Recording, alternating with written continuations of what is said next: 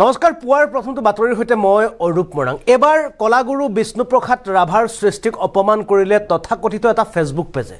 মা আফিয়া নামৰ এই ফেচবুক পেজটোৱে কলাগুৰু গৰাকীৰ যি সৃষ্টি আছিল সৃষ্টিক অপমান কৰি তেওঁ যি গীত আছিল এই গীতক অপভ্ৰংশ কৰি তেওঁলোকে ভুলভাৱে সুৰ আৰু ভুলভাৱে শব্দক তেওঁলোকে উচ্চাৰণ কৰি এই গীত তেওঁলোকে সামাজিক মাধ্যমত প্ৰচাৰ চলোৱাৰ পাছতে এতিয়া অসমৰ শিল্পী সমাজ তেওঁলোকে জাগ্ৰত হৈ পৰিছে আৰু এই বিষয়টোক লৈ তেওঁলোকে ইতিমধ্যে আৰক্ষীৰ কাষ চাপিছে আৰু এই মুহূৰ্তত জনাব বিচাৰিছোঁ এক বিশেষ খবৰ কলাগুৰু বিষ্ণুপ্ৰসাদ ৰাভাৰ সংগীতক বিকৃতকৰণ তথাকথিত ফেচবুক পেজৰ তথাকথিত ফেচবুক পেজ মা আফিয়াৰ বিৰুদ্ধে এজাহাৰ দাখিল মা আফিয়াৰ বিৰুদ্ধে এজাহাৰ দাখিল নগাঁৱৰ সোণাইপৰীয়া শিল্পী মঞ্চই জাজৰি থানাত দাখিল কৰিছে এজাহাৰ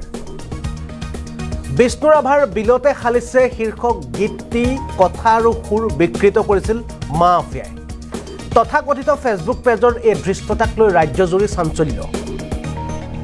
আমি মুহূৰ্তত জনাইছোঁ এটা বিশেষ খবৰ ইতিমধ্যে মা আফিয়া বুলি আপোনালোকে বিভিন্ন সময়ত ফেচবুক পেজত এগৰাকী ভাষিক সংখ্যালঘু মুছলমান মহিলা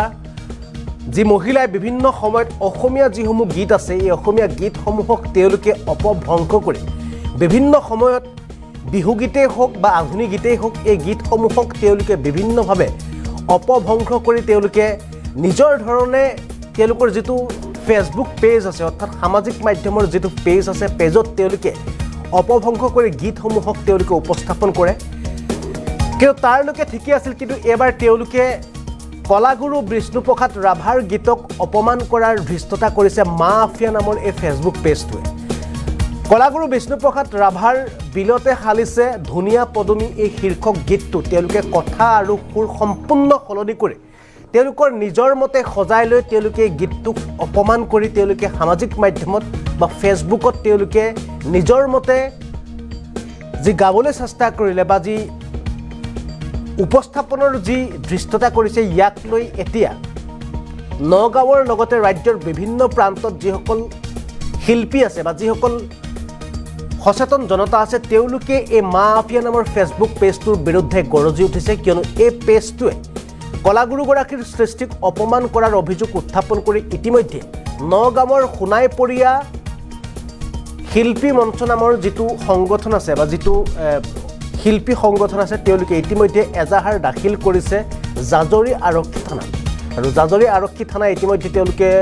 তদন্ত আৰম্ভ কৰিছে আৰু মা আফিয়া ফেচবুক পেজটোত বৰ্তমান সময়লৈকে উপলব্ধ হৈ আছে এই বিলতে খালিছে ধুনীয়া পদুমী শীৰ্ষক বিষ্ণু ৰাভা কলাগুৰু বিষ্ণু ৰাভাৰ যি গীত আছে এই গীতক অপভ্ৰংশ কৰাৰ এই সম্পূৰ্ণ দৃশ্য আৰু এই মুহূৰ্তত আমাৰ ওচৰত এটা সংবাদমেল আছে এই সংবাদমেলত কালিৰ দিনটোত তেওঁলোকে মা আফিয়াৰ বিৰুদ্ধে কি কি অভিযোগ উত্থাপন কৰিলে সেই সংবাদমেলৰ কিয়দংশ এইবাৰ আমি অসম লাইভ 24 আৰু NB নিউজৰ দৰ্শকসকলক দেখুৱাবলৈ চেষ্টা কৰিছোঁ 4/5/2024 তাৰিখে মা আফিয়া নামৰ ফেচবুক পেজটিত এটা ভিডিঅ' আপলোড কৰা দেখা পাইছোঁ য'ত এগৰাকী মহিলাৰ লগত দুজন শিশুৱে আমাৰ শ্ৰদ্ধাৰ কলাগুৰু বিষ্ণুপ্ৰসাদ ৰাভাদেৱৰ চিৰসেউজ বিলতে হালিছে গীতটি নানা ধৰণে সুৰৰ বিকৃতকৰণ কৰি উপস্থাপন কৰিছে গতিকে মই ইয়াৰ কথাখিনি হাত ধৰি পেলাই ক'ব বিচাৰিছোঁ আমাৰ সোণাইপৰীয়া শিল্পী মঞ্চৰ ফালৰ পৰা আমি সকলোৱে গোটেই শিল্পীখিনি আলোচনাৰ মাধ্যমেৰে আমি মা আফিয়াৰ ওপৰত এখন এজাহাৰ দাখিল কৰিছোঁ তাৰমানে আমাৰ অসমীয়া সমাজৰ এই সুন্দৰ সুন্দৰ সৃষ্টিবিলাক যাতে তেওঁ এনেকৈ নষ্ট কৰিব নোৱাৰে বিকৃতকৰণ কৰিব নোৱাৰে আইনী প্ৰক্ৰিয়াৰ মাজেৰে আমি লোকেল থানা আমাৰ জাজৰি থানাত এজাহাৰ দাখিল কৰিছোঁ সোণাইপৰীয়া শিল্পী মঞ্চৰ ফালৰ পৰা গতিকে আমাক হেৰিৰ পৰা আৰক্ষী প্ৰশাসনৰ ফালৰ পৰা আমাক যথেষ্টখিনি হেৰি কৈছে তেওঁলোকে এইটো ইনিচিয়েটিভ লৈছে যথেষ্ট ধুনীয়াকৈ কথাখিনি পাতিছে খুব ভাল পদক্ষেপ বুলি কৈছে গতিকে আমি এই মাধ্যমৰ জৰিয়তে আমি সকীয়াই দিব বিচাৰিছোঁ যে আমাৰ ভূপেন হাজৰিকাদেৱৰ গীত হওক জ্যোতিপ্ৰসাদ আগৰৱালাদেৱৰ গীত হওক বিষ্ণুপ্ৰসাদ ৰাভাদেৱৰ গীত হওক বা গুৰুজনাৰ বৰগীতসমূহ হওক কোনেও যাতে বিকৃতকৰণ কৰিবলৈ সাহস নকৰে 4/5/2024 তাৰিখে মা আফিয়া নামৰ ফেচবুক পেজটিত এটা ভিডিঅ' আপলোড কৰা দেখা পাইছোঁ য'ত এগৰাকী মহিলাৰ লগত দুজন শিশুৱে আমাৰ শ্ৰদ্ধাৰ কলাগুৰু বিষ্ণুপ্ৰসাদ ৰাভাদেৱৰ চিৰসেউজ বিলতে হালিছে গীতটি নানা ধৰণে সুৰৰ বিকৃতকৰণ কৰি উপস্থাপন কৰিছে। গতিকে মই ইয়াৰ কথাখিনি হাত ধৰি পেলাই ক'ব বিচাৰিছোঁ,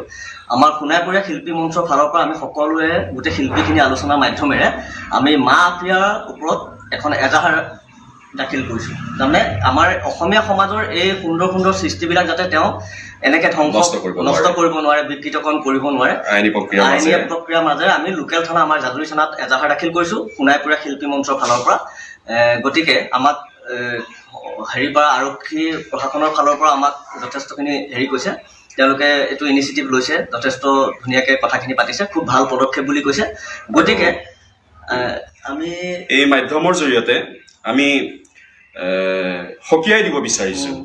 যে আমাৰ ভূপেন হাজৰিকাদেৱৰ গীত হওক, জ্যোতিপ্ৰসাদ আগৰৱালাদেৱৰ গীত হওক, বিষ্ণুপ্ৰসাদ ৰাভাদেৱৰ গীত হওক বা গুৰুজনাৰ বৰগীতসমূহ হওক, কোনেও যাতে বিকৃতকৰণ কৰিবলৈ সাহস নকৰে।